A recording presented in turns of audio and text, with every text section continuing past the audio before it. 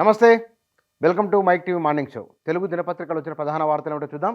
ఈనాడులో విద్యుత్పై విచారణ, ఛత్తీస్గఢ్ నుంచి కరెంటు కొనుగోలు, కొత్త విద్యుత్ కేంద్రాల నిర్మాణంపై జ్యుడిషియల్ ఎంక్వైరీ, లాగ్ బుక్స్ మాయంపై నిజ నిర్ధారణ కోసం అఖిలపక్షం అసెంబ్లీలో ప్రకటించిన ముఖ్యమంత్రి రేవంత్ రెడ్డి అని అసెంబ్లీలో విద్యుత్ పైన ఆ రంగంపైన జరిగిన చర్చకు సంబంధించిన వార్తను ఈనాడు పత్రిక మొదటి పేజీలో హైలైట్ చేసింది. ఇక రేవంత్ వర్సెస్ అక్బర్ అని మరొక వార్త ఉన్నది. వెలుగుల రంగంలో ఆర్థిక చీకట్లు, విద్యుత్ సంస్థలకు 81,516 కోట్ల అప్పులు అనే మరొక వార్త కూడా ఉన్నది. ఇక 24 గంటల విద్యుత్ ఎప్పుడూ ఇవ్వలేదని బట్టికి సంబంధించిన ఆర్గ్యుమెంట్ వార్త కూడా ఉన్నది. ఇక నిరంతర కరెంట్ ఇచ్చాము, ఆస్తులు సమకూర్చామని మాజీ మంత్రి జగదీష్ రెడ్డి కామెంట్ కూడా రెండు పక్కపక్కన ఇచ్చింది ఈనాడు పత్రిక. దీంతో పాటుగా ఒకరోజు ముందే పార్లమెంటు వాయిదా అని ఒక వార్త ఉన్నది. తక్షణమే సమర సన్నాహాలు అని మరొక వార్త కూడా ఈనాడు పత్రిక హైలైట్ చేసింది. ఇక సిఈసి ఈసీల బిల్లుకు పార్లమెంటు ఆమోదం అని మరొక వార్త కూడా బాటంలో హైలైట్ చేసింది ఈనాడు పత్రిక.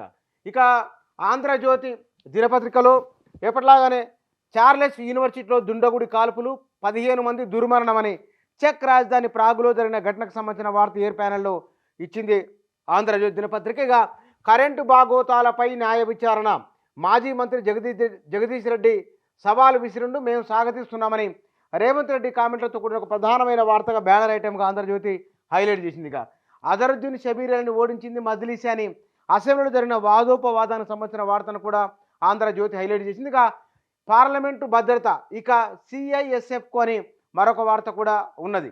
ఎన్నికల కమిషనర్ల భర్తీ బిల్లుకు ఆమోదం, మరో 3 ఎంపీలపై వేటు, ప్రధాని నోరు విప్పరేం, బీజేపీకి ప్రజాస్వామ్యం అంటే లెక్కలేదు, కరిగే విమర్శ, ఎన్నికలకు సన్నద్ధమని 4-5 అంశాలను, జాతీయ స్థాయి అంశాలను మొదటి పేజీలో హైలైట్ చేసింది ఆంధ్రజ్యోతి. ఇక ముస్లింలకు భారత్ స్వర్గధామం అని నరేంద్ర మోదీ కామెంట్ను కూడా హైలైట్ చేసింది.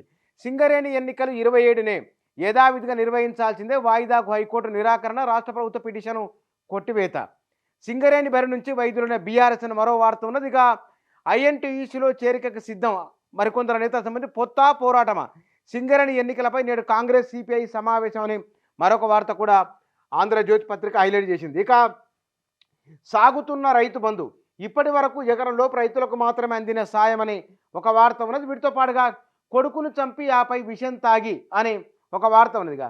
రాష్ట్ర వ్యాప్తంగా పెరుగుతున్న చలి తీవ్రతకు సంబంధించిన చలి పంజా అని ఒక వార్త ఉన్నది. బిగ్ బాస్ విజేత పల్లవి ప్రశాంత్ రిమాండ్ సంబంధించిన ఒక వార్త కూడా ఉన్నదిగా. ఆ మాటలు ఇక వద్దు, రాజకీయ ప్రసంగాల్లో అంగవైకల్యానికి సంబంధించిన పదాలు వాడొద్దు, పార్టీలు నేతలు గౌరవంగా వ్యవహరించాలి, ఎవరైనా ఉల్లంఘిస్తే చర్యలు వర్తిస్తాయి, అన్ని పార్టీలకు ఎన్నికల సంఘం సూచనని ఒక వార్త ఉన్నది. ఇక ప్రధాని జేబు దొంగ, రాహుల్ గాంధీ చేసిన వ్యాఖ్యలపై కేసు, ఆయనపై 8 వారాల్లోగా చర్యలు తీసుకోండి, ఈసీకి ఢిల్లీ హైకోర్టు సూచనని మరొక వార్త కూడా ఆంధ్రజ్యోతి హైలైట్ చేసింది. ఇక సాక్షి దినపత్రికలో విద్యుత్ పైన విచారణ, అసెంబ్లీలో జరిగిన విద్యుత్ చర్చకు సంబంధించిన ఒక వార్తను బ్యానర్ ఐటెంగా తీసుకున్నది. ఛత్తీస్గఢ్ ఒప్పందం, భద్రాద్రి యాదాద్రి థర్మల్ ప్రాజెక్టులపై న్యాయ విచారణ చేస్తామని రేవంత్ రెడ్డి చేసిన వ్యాఖ్యలను. ఇక పైలట్ రైతు ప్రయాణం, అమెరికా సంస్థ ప్రయోగం ఒక వార్త ఉంది. ఇక టెలికాం సేవలపై కేంద్రం నియంత్రణ, పార్లమెంటు ఆమోదం అనే మరొక వార్త కూడా సాక్షి దినపత్రికలో ఉన్నది.